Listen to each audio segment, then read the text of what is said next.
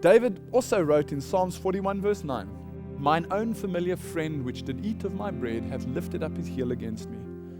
People often think that it's only about Jesus Christ that certain prophecies were made. That's not the case. Even Judas had prophecies. Judas, there was a prophecy about Judas.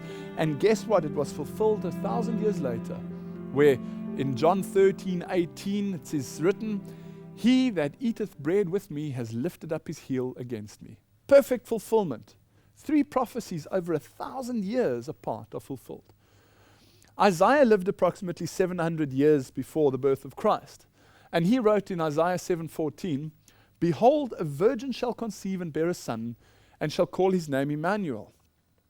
So here the Bible is describing not only will we be able to predict what he will say, we'll also be able to predict what his name will be. That's a risk if you are inside the timeline. If you're outside the timeline, it's quite easy to see what his name will be and give that same information to somebody else along the timeline.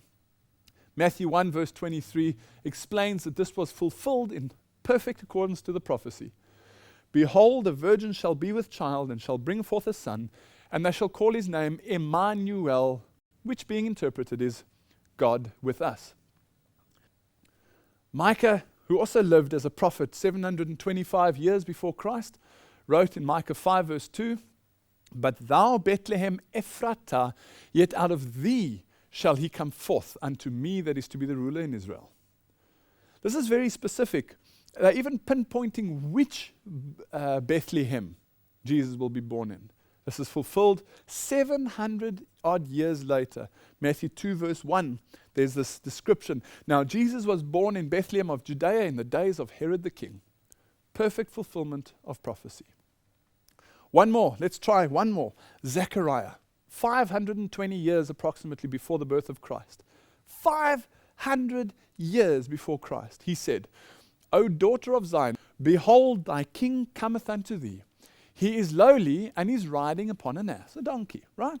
Oh, but hold on, that's not enough. "Upon the colt, the foal of an ass." So I'm going to tell you what BMW he's going to be in. It's not just going to be a green BMW, it's going to have a CD player, an MP3 player with leather seats. That's what Zechariah is doing here.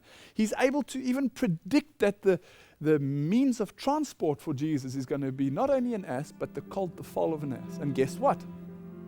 Perfect fulfillment. Isn't that incredible? Matthew 21 verse 5.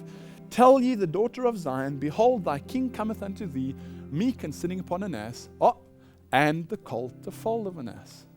Wonderful, wonderful, wonderful.